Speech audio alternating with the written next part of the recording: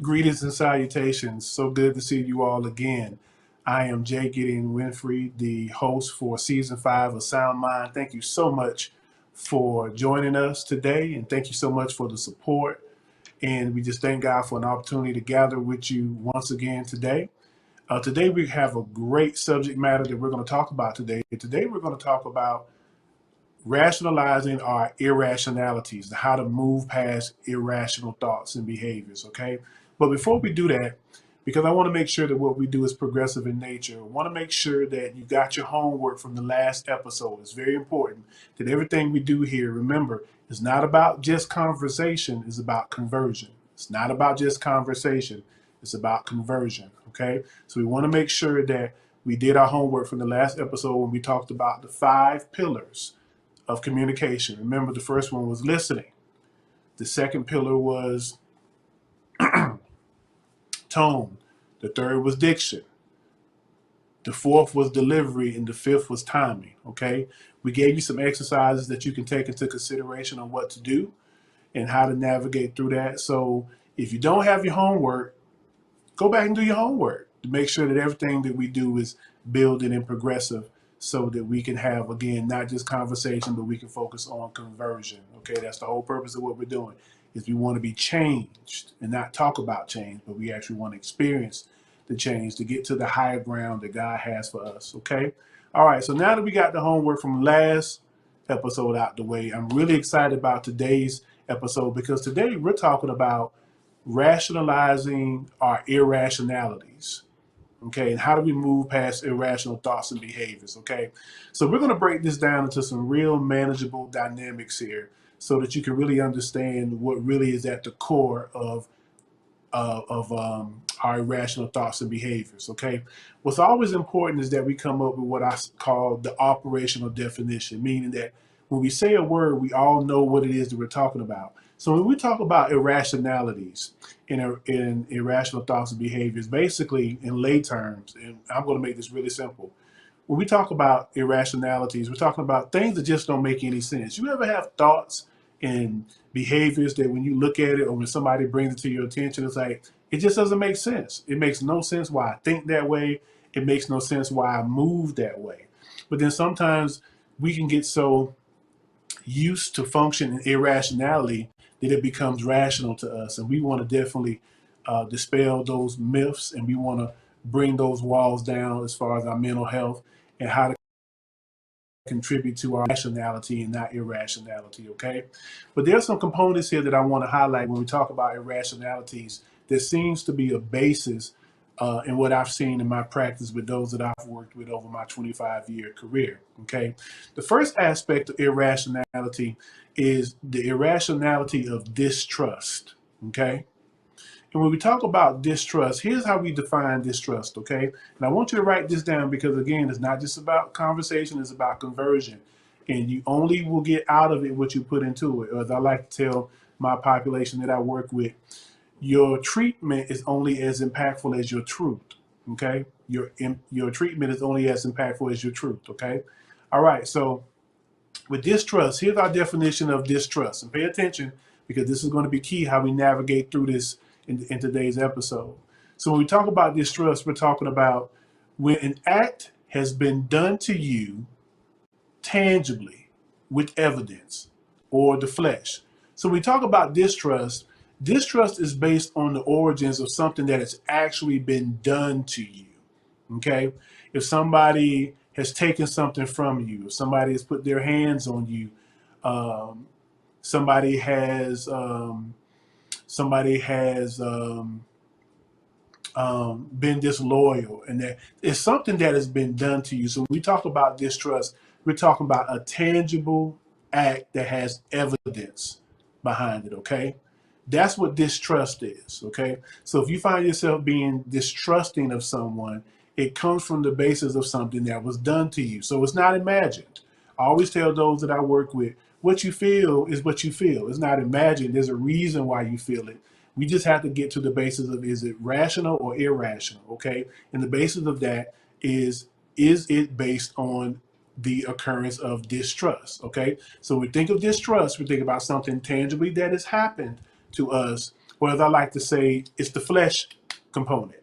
Okay, it's the flesh because it's something that's evidence, something that was done to us. Okay, that's distrust. Okay, so that's one component of irrationality. So after this component of distrust, there's play, and that is the component of suspicion. Suspicion is different from distrust, and here's our definition of suspicion. Write this down. Okay, our definition of suspicion is such, where suspicion is unproven gathering of thoughts, observations that's based on our own deductions. Okay, so again, here's our definition of suspicion: unproven, watch that word, gathering of thoughts, observations based on our own deductions. So basically, suspicions is basically thought. Okay, now with suspicions, guess what? You could be wrong. You could be very wrong in your suspicions, because suspicions, again, are based on the unproven gathering of thoughts and observations. Like, you can watch a coworker and then something can happen where your boss says something to you about being late. And because of how you looked at that coworker, you'll be suspicious of them.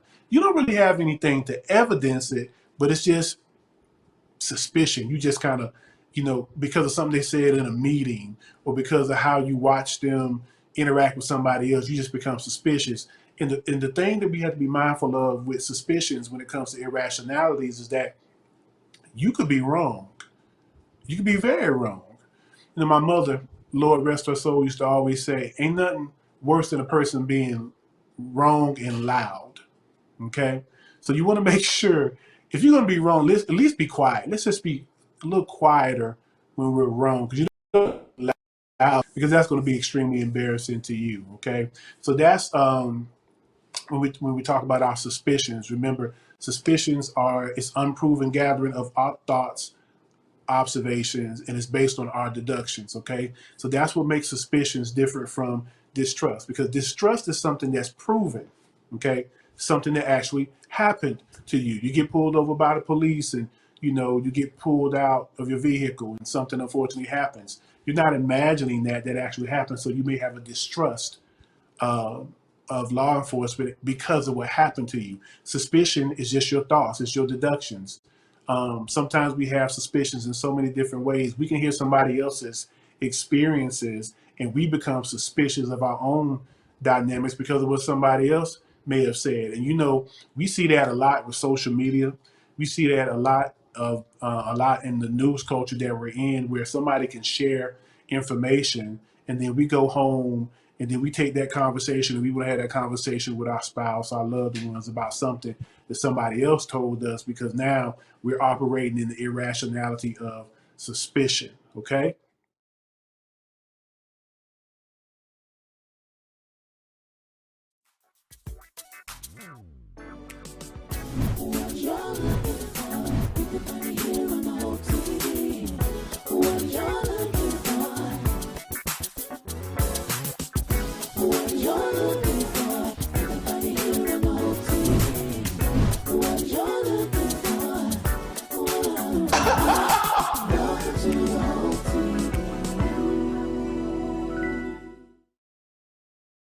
This is the story of a boy who is very sensitive to lights and sounds. So he built secret hiding places where nothing could get in. The boy didn't like looking people in the eye. It made him feel uncomfortable. One day, he found out he had something called autism. His family got him help, and slowly, he learned how to live with it better. Early intervention can make a lifetime of difference. Learn the signs at autismspeaks.org.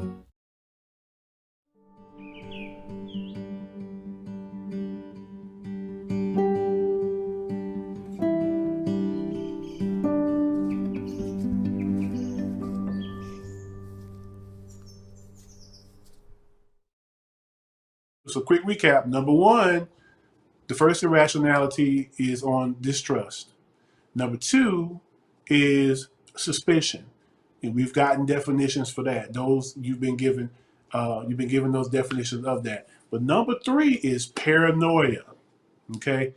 Paranoia hits on a whole different level. Okay, paranoia is defined as what I like to call it's the panicking of our flesh. Okay, paranoia is basically the panicking of our flesh. Okay, what does that look like? Here's what the panicking of our flesh looks like. If you look at suspicion is based more so on our thoughts. Okay, actions, that's suspicion. Paranoia is basically suspicions that are now manifested through our actions. Okay, suspicions can lead to paranoia, and you'll know it because now the paranoia has now come across as anxiety. Okay, and we're going to touch on anxiety in a couple of later episodes because I really want to debunk the myth of anxiety and what the difference between being anxious versus having anxiety, because there's a difference. But we're not going to touch on that today because we want to make sure that we feed you in dosages that you can absorb, but just to kind of plant that seed. So when we talk about paranoia, we're talking about basically when our suspicions manifest themselves in the flesh, where now we are experiencing a physical manifestation of our suspicions, and it may come out in how we treat people. Say if we avoid certain parts of town because of something that we heard, that's paranoia.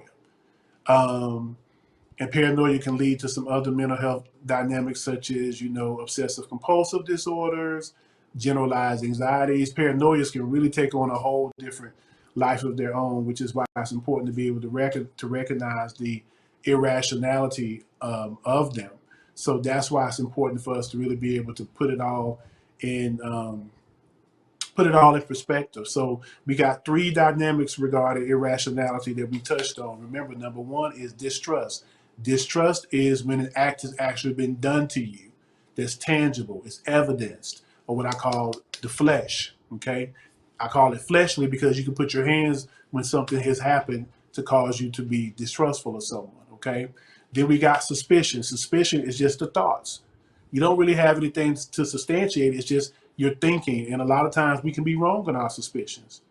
But then that last one is paranoia. Paranoia is when our suspicions get the better of us and it causes us to function in a place of paranoia, meaning that we're acting on the behalf of our suspicions. Okay. So this will be a good time for you to think about, when I feel like I'm doing too much or I'm responding in a way that just doesn't seem to meet what's going on, which one of these am I operating in when it comes to my irrationalities? And remember, irrationalities is just a fancy word for saying us doing things that completely just make no sense to us whatsoever. Okay? So which one of these do we operate in? But here's the thing. You can operate in one capacity of irrationality for one dynamic and then operate in another one. Okay? You could be operating in the spirit of distrust because you may have experienced a sickness at the result of eating a certain food at a certain establishment. So you have a distrust of that establishment. But you can be completely for an establishment, but you can also have now a suspicion of other foods as a result. Say maybe your mom cooked something, or maybe your spouse cooked something, and now you have a suspicion because of what happened somewhere else. So what I'm saying to you is that one area of your life you can be experiencing distrust, but then another area you can really experience suspicion, and then paranoia in another area. So you can experience this in any different ways. So just do a self-assessment. Be honest with yourself. Think about the things that we go through and say, all right, when that happens, am I doing too much? Or just when people ask the people that you love. Ask the people that you love. They'll be honest with you. Ask them, are you over the top? Are you doing the most? When people come over, I don't want them to use my bathroom because I'm suspicious that they might, have something or whatever. So just really assess that, because irrationality knocks on the door of anxiety and anxiousness. It really does. So if we can deal with these and identify these on the front end, it can really stop us from experiencing anxiousness, but then also ultimately anxiety. And again, just planting the seed for future episodes. Anxiousness and anxiety are not the same thing. But again, we're going to touch on that in later episodes just to plant that seed. So in our irrationalities, we touched on these three areas. So I don't ever want to just bring up something to you and just give you the information without giving you a solution, because again, we're not here for conversation only. We're here for conversion. So we're going to apply some tools that's going to lead to conversion. So you ask, okay, so how do I, now that I'm aware that I'm dealing with my own irrationalities, how do I fix it? Okay, how do we solve it? I'm glad you asked that question. And because I love you, I'm going to give you the answer. The answer to dealing with our irrationalities is discernment. Ah, that discernment word. We hear that a lot in church, but I don't think that we really understand the application of discernment and what that really looks like. And that's what we're going to talk about for this part of the episode, is discernment. Now, again, in my practice, I do what's called psycho-spiritual integration, blending the sacred with the secular, using theology to influence psychology. That's just my platform that I stand on, because I believe that all of God's answers for us in our mental health are in His Word. And we just utilize clinical modalities and interventions to be able to bring it out on this side as far as on the earthly realm. But I do truly believe it's in the spiritual realm that our healing takes place. We just have to pull it down.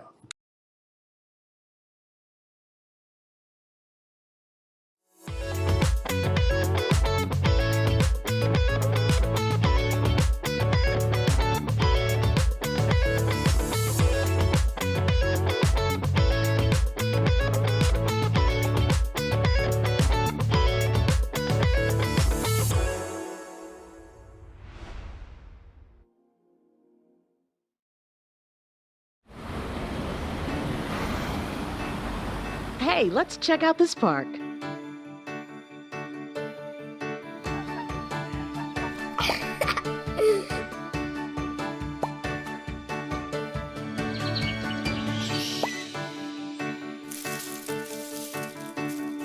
Oh, wow, that's really cool. To find a great local park or forest near you, go to discovertheforest.org. R. Kelly, is he muted or canceled for you? I'm not canceling TP2.com because that's my joint. I'm not going to be able to do it.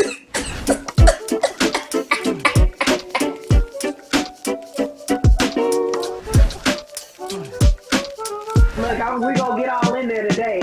Going back to church. Are you ready to get in the house, or are you ready to stay online? I don't want to catch COVID. I'm ready, but I want to be safe. Burnout in 2021, do you feel it? I am going, not trying to get burnt out, because I understand how it is. If you die today or tomorrow, your job description is going to be on somebody's Indeed.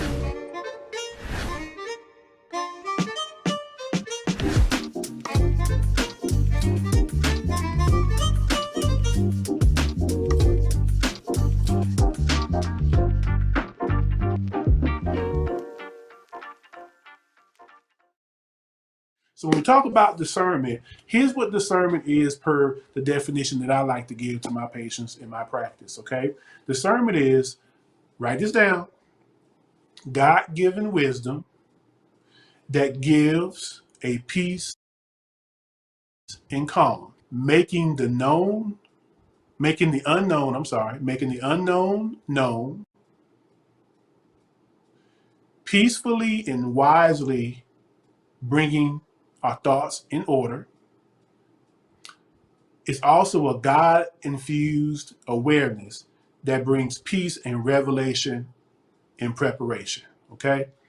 Now I'm going to run it back so you can hear it again, because again, we hear that word discernment a lot of times in sermons and good word and good preaching, but we don't know how to apply it because we really don't know the definition, okay? So again, here's the definition of discernment, which is the key to moving past our irrationalities. Discernment is God-given, that's key, God-given wisdom that gives a peace and calm, making the unknown known, peacefully and wisely bringing our thoughts in order, and it's God-infused awareness that brings peace and revelation and preparation. So let's break that down in the lay terms.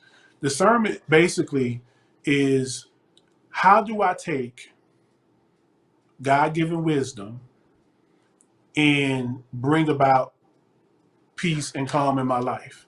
Okay? And the manner in which we do that, the first thing is God given, which means we have to go seek. One of my favorite scriptures that I love to have my patients apply is when God tells us, be anxious for nothing, but through prayer and supplication, make our requests known to God. There's so much in that as far as a mental health perspective, because what God is saying is, first of all, don't get worked up about it. Through prayer, which is communication, through communication and letting him know what it is that you need. Tell me what it is you need. Let's talk about it. So that's basically when you bring that down from the heavenly places, basically that's discernment. Discernment is let's work through whatever it is that we have going on in order to really figure out what's at the core of it. And you know when discernment is at work because you get a peace about it. You find out things that you didn't necessarily know before because you stop looking at the issue as an issue and you start looking at the issue as something for you to be able to overcome and grow through. Discernment can be used interchangeably with the word insight. When you get insight on something, when it becomes this is what happens because of this in my life. Now, let me caution you on this. Your discernment is strongest within yourself, not necessarily outside of yourself.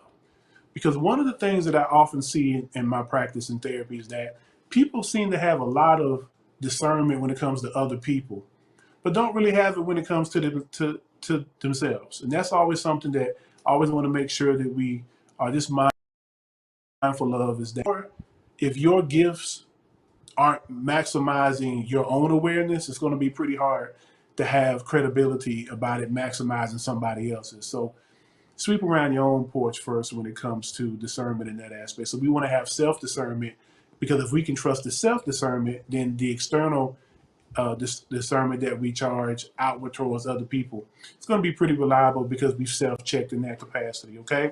So when we talk about discernment, the way that we apply that is we want to take distrust and suspicion and run it through the discernment process. Again, let's get insight into it. Why am I distrustful? Why am I suspicious? And let's get to the core of it. Not so much what has been done to me, but why have I reacted and responded in that way? That's key to being able to get to the core workings of discernment, is why do I react that way? And being able to answer that in a peaceful and calm place. That's how you know discernment is working. Also, distrust and suspicion is unsettling by default nature and design. So when you have distrust, suspicion, and paranoia, it's going to be uncomfortable. So don't let that discomfort discourage you from being able to apply the process of discernment.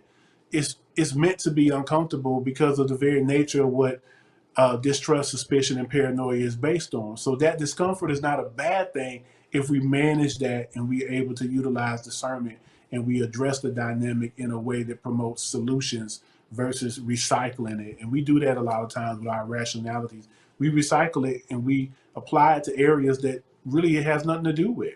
And so what's also important is that you understand that discernment pulls the truth out of distrust and suspicions.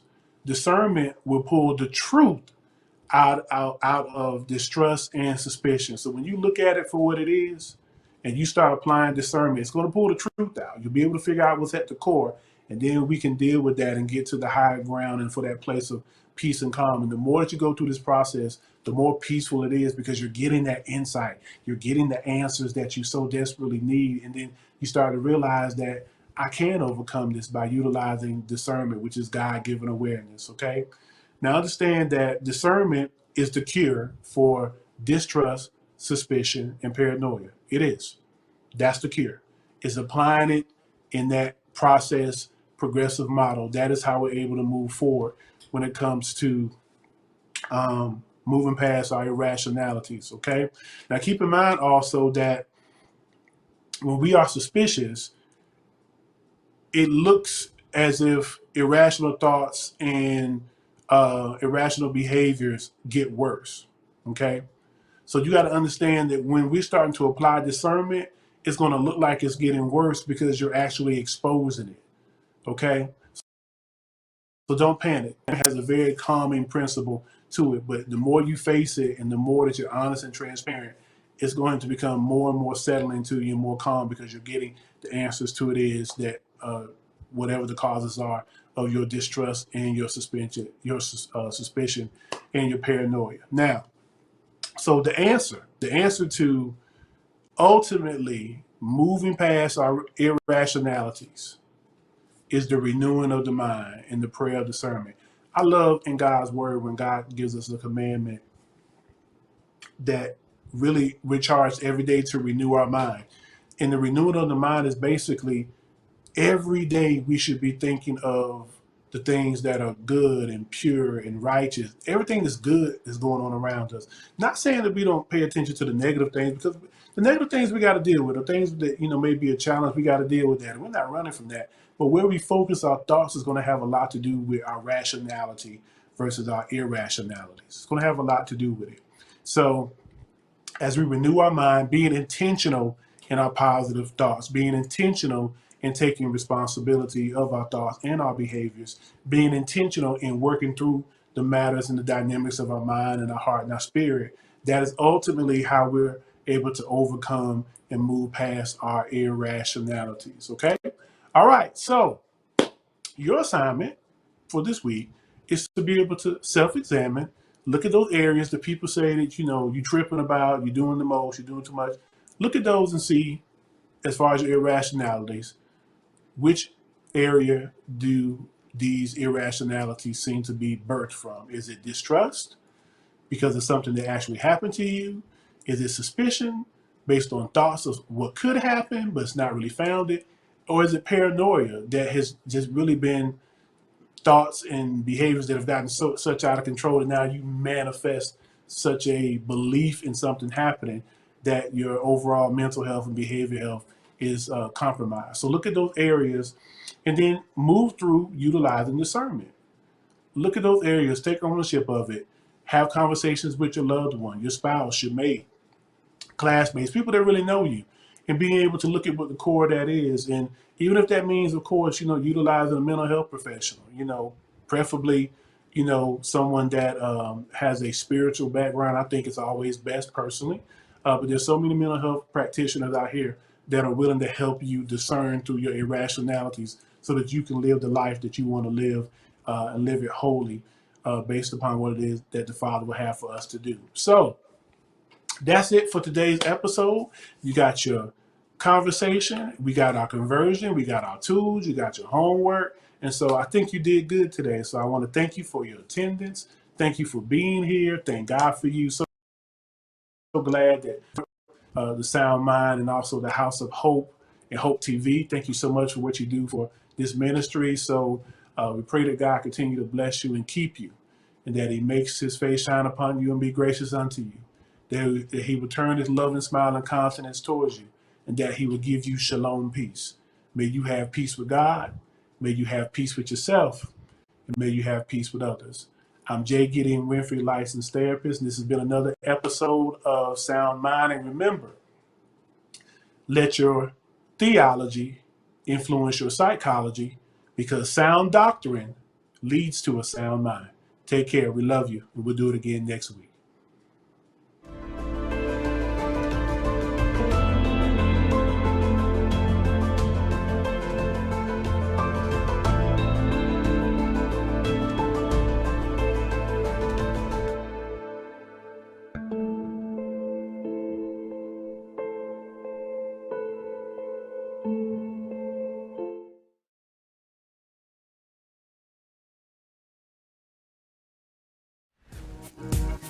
You had this epiphany based on what your grandmother had done. Saved money for 6 months, paid off debt, slept on the floor.